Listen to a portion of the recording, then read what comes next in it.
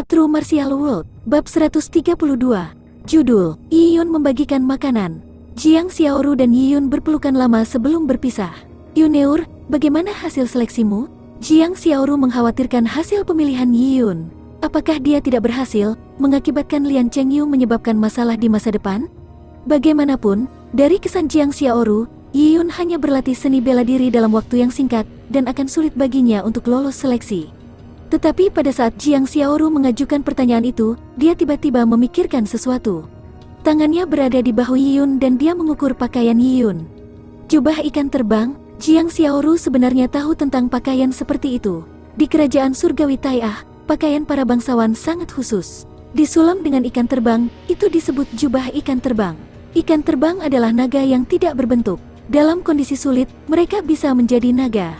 Di atas pola Flying Fish terdapat pola piton yang dikenal dengan sebutan jubah piton. Pola Qiuniu, anak naga pertama, yang dikenal sebagai jubah Qiuniu, dan pola Dewa Cerane yang dikenal sebagai jubah bangau. Mencapai keluarga kerajaan, ada Qilin, naga terbang, pola naga bercakar 5, dan lainnya.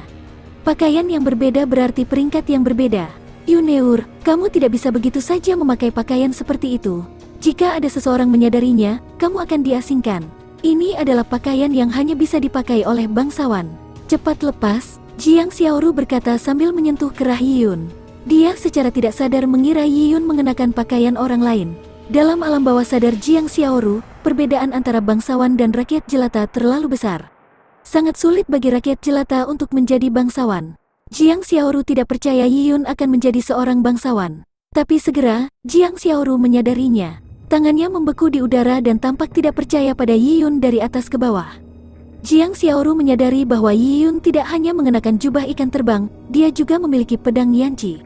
Tidak hanya itu, dia telah menunggangi seekor binatang bertanduk dekat untuk melihatnya. Binatang bertanduk dekat itu adalah tunggangan Jin Longwei. Tidak mungkin untuk mencuri, bahkan jika seseorang mencurinya, mereka tidak akan bisa menanganinya. Hal-hal ini tidak mungkin milik orang lain. Karena itu, Jiang Xiaoru telah mencapai kesimpulan yang luar biasa. Yuneur, kamu telah dijadikan bangsawan? Jiang Xiaoru tercengang.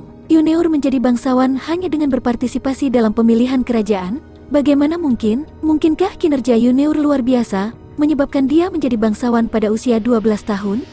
Kak Xiaoru, aku telah lulus seleksi kerajaan, dan mendapat tempat pertama alam Mortal Blood. Aku sudah menjadi anggota elit Jin Longwei. Keluarga 1000 Jin Longwei telah menjadikanku ksatria kerajaan.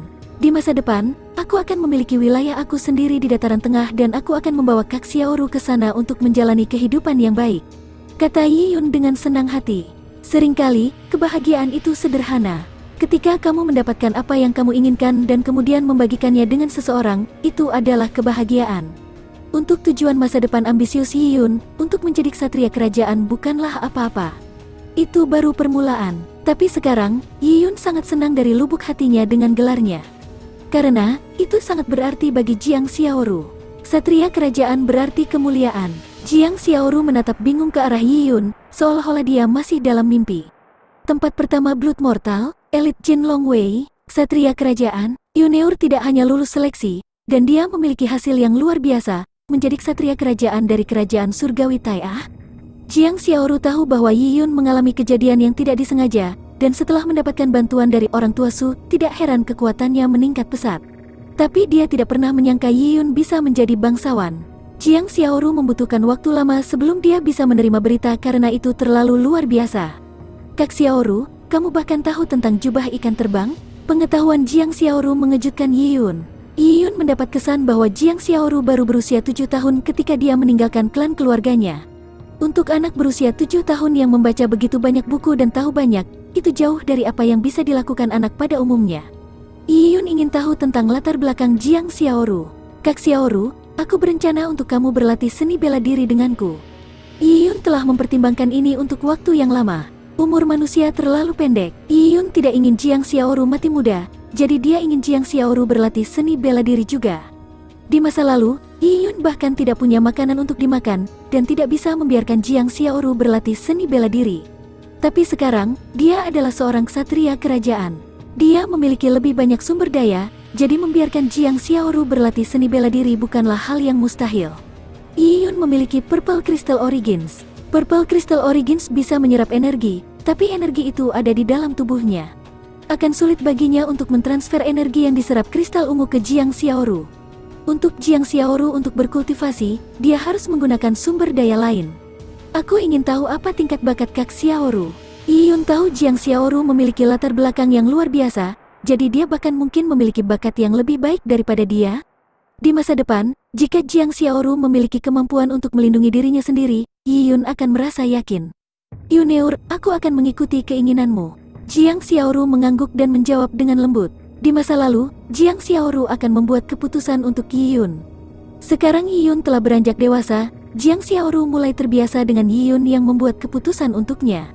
Tapi pastikan kamu tidak memengaruhi pelatihan kultivasi kamu sendiri. Jiang Xiaoru menambahkan, dia tahu bahwa berkultivasi membutuhkan banyak sumber daya. Jika dia berkultivasi, dia harus menggunakan beberapa sumber daya Yiyun. Itu tidak akan terjadi. Yiyun tertawa. Ayo pergi, Kak Xiaoru. Aku akan membawamu kembali ke desa. Yiyun telah pergi sekitar 1 jam. Orang-orang dari klan suku Lian semua menunggu di pintu masuk desa sampai Yiyun kembali. Jiang Xiaoru sedang duduk di atas binatang bertanduk dekat itu dan kemudian dia menyadari bahwa sekitar 5.000 orang dari klan suku Lian ada di sini. Untuk sesaat, Jiang Xiaoru tertegun. Sangat jarang melihat pemandangan seperti itu bahkan selama upacara. 5.000 orang seluruh suku, termasuk tetua suku yang tinggi dan perkasa memandang Jiang Xiaoru dengan penampilan yang rumit. Gadis-gadis desa iri pada Jiang Xiaoru. Mengapa mereka tidak bisa memiliki adik laki-laki seperti itu dalam keluarga? Di masa depan, Jiang Xiaoru dapat mengikuti Yiyun dan tidak mengkhawatirkan pakaian atau makanan. Mereka akan memasuki lingkaran kelas atas. Mereka tidak berani memikirkan kehidupan seperti itu. Adapun orang-orang jahat yang sebelumnya menindas Jiang Xiaoru, mereka semua ketakutan. Di depan Jiang Xiaoru, mereka seperti tikus di depan kucing.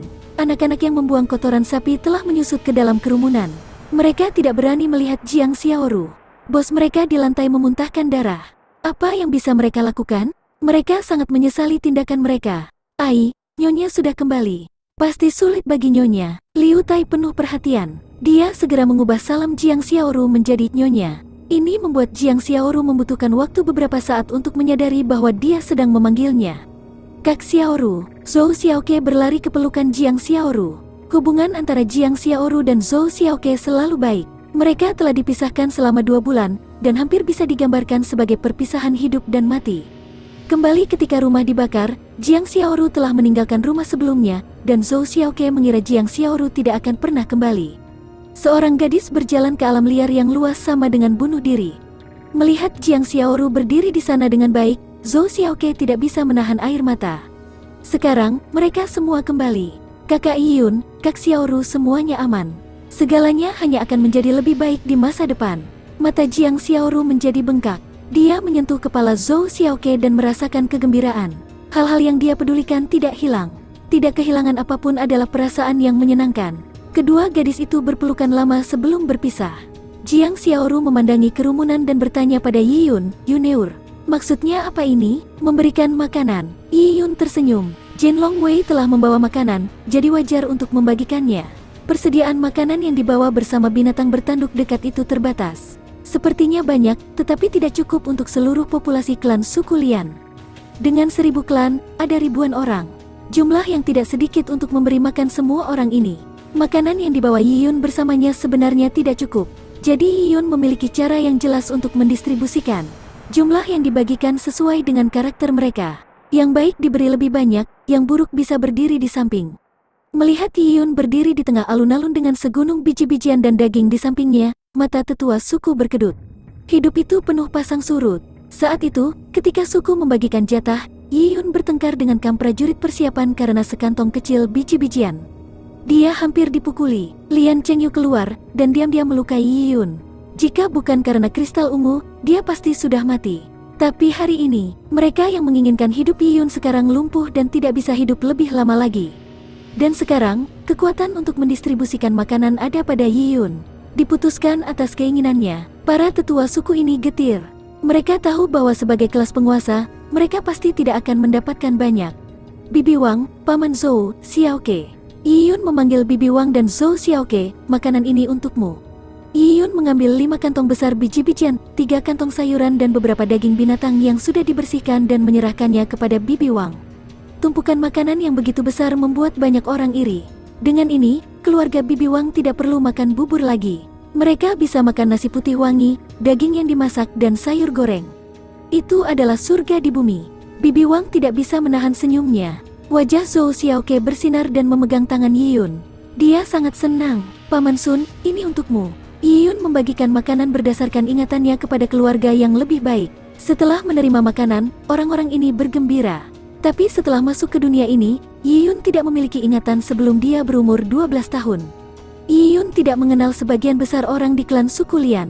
Dia tidak tahu siapa yang baik atau buruk, dan harus bertanya pada Zhou Xiaoke dan Jiang Xiaoru. Mereka yang mereka bilang bagus diberi makan. Mereka yang mereka katakan buruk disuruh pergi sejauh mungkin. Bagaimana dengan orang itu? Yiyun menunjuk seorang pria yang siap untuk mengumpulkan makanan.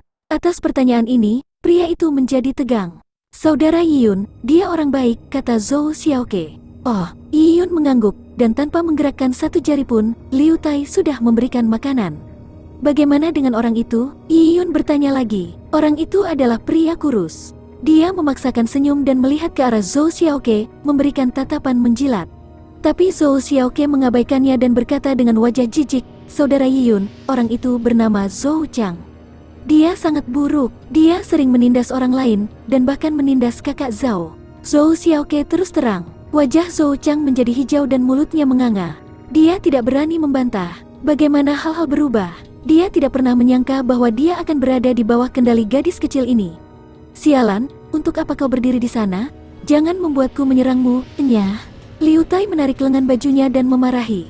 Master muda Yi, aku. Bahkan tidak, hanya sedikit. Zhou Chang mengerutkan wajahnya, mencoba membuat dirinya terlihat menyedihkan.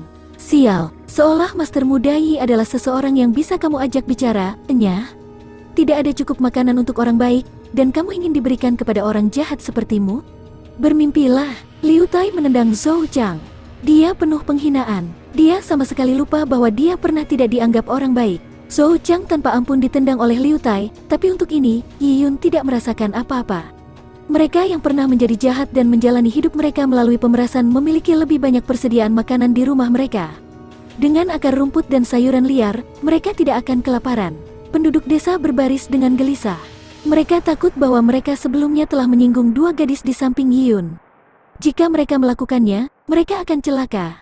Kedua gadis itu sekarang memiliki kekuatan untuk mengendalikan nasib rakyat. Saat kedua gadis itu mengangguk, kebahagiaan menyinari mereka. Ketika gadis-gadis itu menggelengkan kepala, mereka tahu untuk tersesat, menyelamatkan Antek Liu Tai untuk melakukan pekerjaan itu. Dengan Yiyun mendukung kedua gadis itu, mereka sekarang menjadi putri dari penduduk desa. Semua orang memandang mereka dengan rasa takut dan hormat. Para pengganggu desa, dan para kultivator dari kamp prajurit persiapan sekarang semuanya adalah anak ayam yang patuh. Di depan Yiyun, bahkan naga harus melilit dan harimau berjongkok. Lebih jauh lagi, mereka bukanlah naga atau harimau, paling banter mereka adalah monyet yang bisa melompat. Setelah jatah dibagikan, ada yang menderita, ada yang bergembira. Malam itu, asap keluar dari beberapa rumah. Di bawah matahari terbenam, asap membuat siluet langit biru. Aroma nasi dan daging panggang yang sudah lama hilang dimakan dengan rakus oleh keluarga. Ada tawa dan kegembiraan di seluruh ladang. Itu melukis gambar keluarga petani yang bahagia. Ini adalah kesenangan paling primitif dan itulah yang membuat orang bahagia dan puas. A True Martial World, Bab 133. Judul, Kamu Menuai Apa Yang Kamu Tabur. Saat matahari perlahan terbenam di barat, orang-orang di klan suku Lian merasa kenyang.